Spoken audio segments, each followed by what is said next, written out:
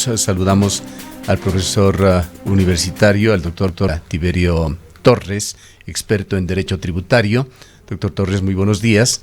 Se han dado una serie de protestas, sobre todo al cierre del año, en diciembre, primeros días de enero, por parte de esta nueva categoría que a través de una ley se encargó de crear el servicio de rentas internas, el de los microempresarios. Ha quedado más en claro ya a través de la experiencia que son decisiones que han significado mayores impuestos para los microempresarios, en los cuales se ha incluido también a una gran cantidad de profesionales que tienen sus actividades con ese carácter y se configuran también en microempresas.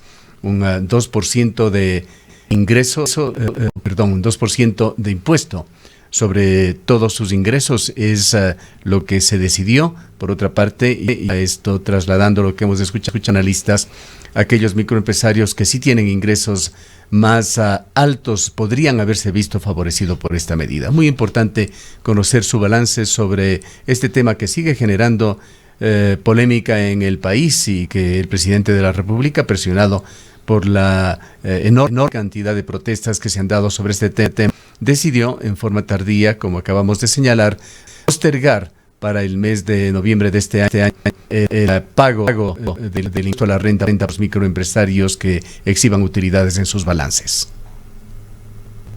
Buenos días, ingeniero, licenciada en la ciudadanía general, buenos días. Sí, a ver, el balance que se puede hacer respecto del impuesto único a los microempresarios es que no ha producido los efectos que en inicio estuvieron llamados a producir.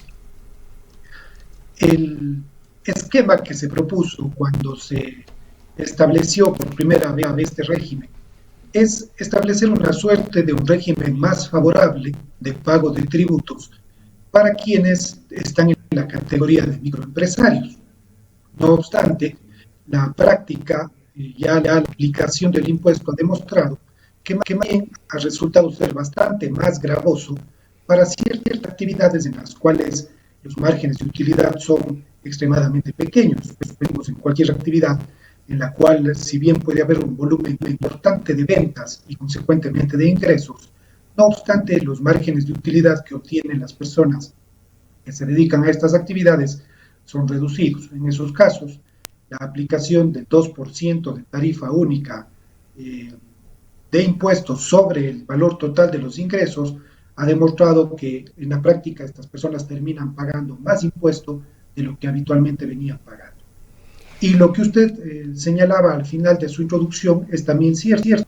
Esto ha demostrado que quizá para las actividades en las cuales mayores márgenes de ganancia hay y que quizá tenían más dificultades al momento de sustentar sus gastos, por ejemplo, para pagar el impuesto a la renta, ellos sí han sido beneficiados, pues han visto una reducción de la tasa efectiva del pago del impuesto a la renta. Entonces, aquí el efecto que se ha producido es más bien contradictorio. Quizá quienes tradicionalmente pagaban más porque su capacidad económica es mayor, ahora están pagando menos impuesto, y quienes pagaban menos porque su capacidad económica es menor, están ahora pagando más impuestos. Doctor, finalmente, sí, por favor. Sí, no, yo más bien quería consultarle que a lo que usted está manifestando se suma también cierta arbitrariedad en determinar quiénes son microempresarios y quiénes no. En este listado hay una gran cantidad de profesionales, por ejemplo, que lo que hacen es facturar por servicios profesionales y que han sido incorporados en esta nueva lista, y así por el estilo. Hay una gran cantidad de personas que, más allá de ser microempresarios, tienen un muy pequeño emprendimiento o simplemente son profesionales y que ahora se han visto enfrentados a este pago. Es cierto lo que usted ha acuerdo. Han habido varias fallas, yo diría, muy numerosas fallas por parte de la administración tributaria al momento de establecer el catastro de microempresarios. La ley en un principio estableció ese principio general de que quienes cumplan las condiciones que la ley señala para ser considerado microempresario y que están relacionadas básicamente con un nivel de ingresos anual inferior a los $300,000 y tener menos de 10 empleados en su actividad económica, califican dentro del régimen de microempresarios. No obstante, la propia ley se ocupó de establecer exclusiones respecto de ciertas personas que no podían estar en el régimen. Dentro de ellas, los ejemplos que usted ha anotado, por ejemplo, la de los profesionales.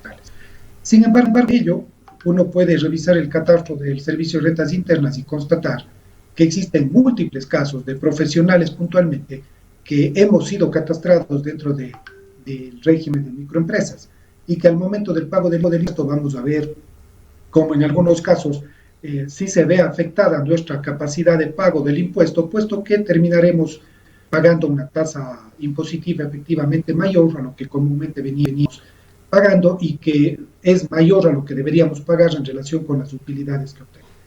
Ahora, esto, doctor Torres, entendemos, vino aplicación de la Ley de Simplificación y Progresividad Tributaria. Hay muchos internautas que comentan en sus cuentas en las redes sociales que lo que se hizo es imponer un nuevo impuesto igual o de igual valor o de similar valor que si hubiese subido 2 puntos en el IVA. Claro que esto es para los ingresos de las empresas, pero el problema está allí, es de que anteriormente pagaba impuesto de renta los hoy microempresarios que efectivamente tenían ganancias, que tenían utilidades. Ahora es un pago en 2% sobre todos sus ingresos. Se pide, y hacia esto apuntan la mayoría de quejas, de que se vuelva a un nuevo al anterior régimen para que se pague solamente sobre utilidades y que además esta calificación como microempresario sea voluntaria. Para que esto pueda hacerse factible, para que sea posible, ¿qué es lo que tendría que hacerse? Tendría que nuevamente plantearse reformas a la ley que fue largamente discutida y tomó mucho tiempo para que la Asamblea lo apruebe. En efecto, así es. En virtud del principio de reserva de ley que está establecido en nuestro Código Tributario, elementos como el establecer quién debe pagar y qué circunstancias debe pagar son asuntos que están restringidos a una reforma legal. Por lo tanto, solamente mediante la proposición de un nuevo proyecto de ley por parte del Ejecutivo, para que sea discutido y aprobado por el Legislativo, podrían modificarse circunstancias como la que usted señala. Y yo coincido con las observaciones que han hecho algunas personas y que usted ha referido en el sentido de que para aquellos que no tienen utilidades, sí se está convirtiendo este impuesto único a los microempresarios en una suerte de nuevo tributo. Cierto es que se le llama impuesto a la renta mismo, cierto es que está concebido dentro del régimen de impuesto a la renta, pero también es cierto que respecto de aquellas personas que no tienen utilidades y que conforme a las reglas generales del impuesto a la renta no deberían pagar, ahora sí se ven en la obligación de pagar sobre el valor de sus ingresos. Es decir, incluso vulnerándose un principio básico del impuesto a la renta, que es gravar la utilidad, puesto que en estos casos, sin existir la condición necesaria para pagar el impuesto a la renta, que es la obtención de la utilidad, habrá gente que está obligada a pagar el impuesto sobre la base de este régimen simplificado. Pero esta circunstancia lamentablemente no podrá cambiar conforme lo he señalado ya, si es que no existe previamente la proposición de un nuevo proyecto de ley por parte del Ejecutivo que sea discutido en la Asamblea y que mediante ley modifique el esquema actual del régimen impositivo para las microempresas. Hay otro aspecto que se ha dicho dentro de ese mismo tema, es en el sentido de que quien ya pagó no recibirá una devolución, incluso si es que hubiese pagado distintas circunstancias, multas e intereses. Y aparte que le rogaríamos también nos aclare los alcances. El presidente de la República señaló que se ha determinado que el monto a pagar del 2% a microempresarios puede ya restarse del crédito tributario. Sí, a ver, el decreto ejecutivo que ha sido emitido por la Presidencia de la República, el decreto 1240 específicamente, establece ciertas reglas nuevas respecto del pago de este tributo. La regla que establece es la posibilidad de que quienes debían cumplir ya con el pago de este impuesto entre los meses de enero y febrero que es corriendo, puedan dividir el pago del impuesto en el mes de noviembre de este año. E incluso existe la posibilidad de que quienes no puedan pagar en noviembre lo hagan con el pago de las declaraciones semestrales de renta que habrían que presentarlas en el mes de julio de 2021 y en el mes de enero de 2022. anticipados. Es decir, tenemos dos posibilidades de diferimiento. La primera, pagar todo diferido en noviembre. La segunda, pagar diferido en partes, una parte en julio y otra en enero. Sin embargo, el beneficio no aplica a cada las personas. Aplica solamente a aquellas personas que, estando dentro del régimen de microempresas, cumplan con la condición de que no hayan generado utilidad en actividad económica. Utilidad que se derivará de sus resultados contables, sus resultados de los registros de ingresos y egresos que lleven. Si es que no han obtenido utilidad en esta actividad por la cual han sido categorizados como microempresarios, podrán acogerse a ese beneficio. Pero las personas que, incluso estando dentro de este supuesto, ya cumplieron con el pago de tributo en el mes de enero o en los primeros días de febrero, y como usted lo dice, incluso lo hicieron sujetándose al pago de multas o intereses, pues el decreto dice con claridad que en los casos que ya se cumplió con el pago, eso no constituye un pago vivo. Por lo tanto, eso deja cerrada la posibilidad de que estas personas soliciten una devolución que ya han pagado. Que se ha modificado es que antes solamente se permitía para el cálculo del valor a pagar, se permitía que voy a hacer un ejercicio rapidito, ¿no? Sobre el total de ingresos se aplica la tarifa del 2%, ya sea del valor del impuesto generado.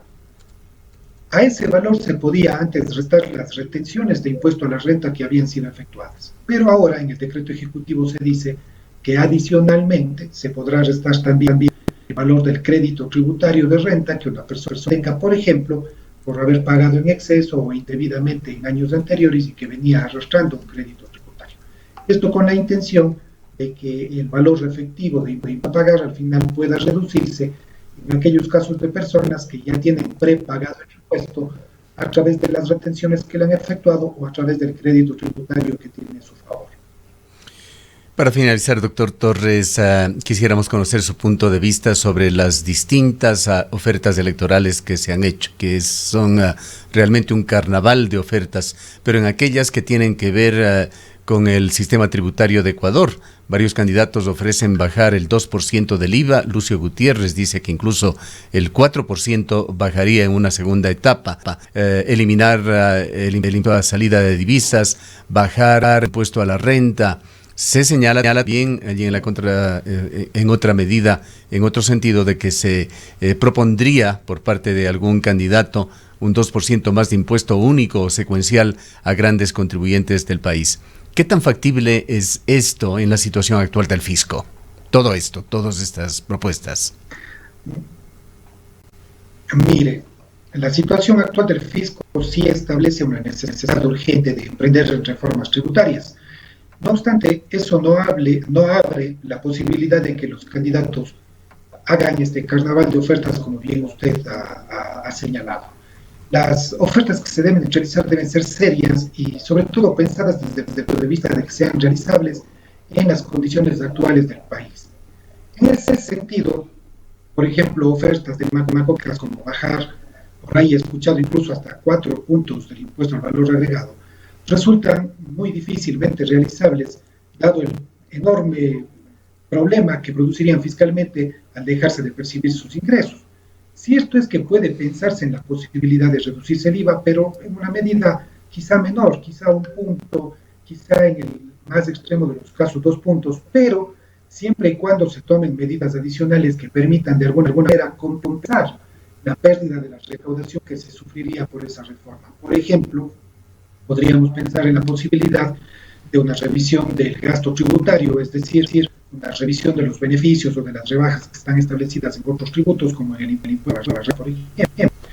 En días anteriores tuvimos un muy interesante conversatorio en la Universidad de la SUAY respecto de las ofertas de campaña en materia tributaria, y coincidíamos quienes participábamos en ese foro de que la lluvia de ofertas tributarias que hemos visto en la campaña electoral son ofertas que han ido surgiendo en las mentes de los candidatos o de sus equipos asesores conforme lo que la campaña ha ido determinando. Es decir, no son planes prepensados por los candidatos, puesto que si uno revisa los planes de campaña que están publicados en la página del Consejo Nacional Electoral, vamos a ver que en la mayoría de los casos en el ámbito fiscal esos planes de campaña son extremadamente limitados, son extremadamente pobres. Yo hacía la referencia de algunos planes de campaña que decía, lo único que hacen es caer en lugares comunes, como decir, es necesario hacer que pague más el que más tiene, o es necesario reducir la evasión fiscal. En ninguno de los casos se señala cómo hacerlo. Por ahí sí existe algún plan de trabajo más serio, debo decirlo en honor a la verdad, el del binomio Lazo-Borrero, que sí se ha ocupado en el plan de campaña de ser un poco más específico, para señalar, primero, una evaluación de la situación fiscal del país, luego decir cuáles son los problemas que inmediatamente deben afrontarse y las posibles soluciones. Él, por ejemplo, plantea la eliminación gradual del impuesto a la salida de divisas, que ha demostrado ser dañino, cuando hay otros candidatos que más bien hablan de incrementarlo o de endurecerlo para evitar la salida de dólares. Lo cierto es que cualquier reforma tributaria que se piense tiene que ser una reforma que tenga en cuenta la difícil situación económica del país. Es decir, no podemos emprender en una reforma que por ser popular elimine muchos tributos, pero que a la larga no establezca al mismo tiempo medidas por las cuales se puedan compensar esas pérdidas de recaudación de los tributos. Muchas gracias al doctor Tiberio Torres, experto en Derecho Tributario, por habernos atendido en esta mañana.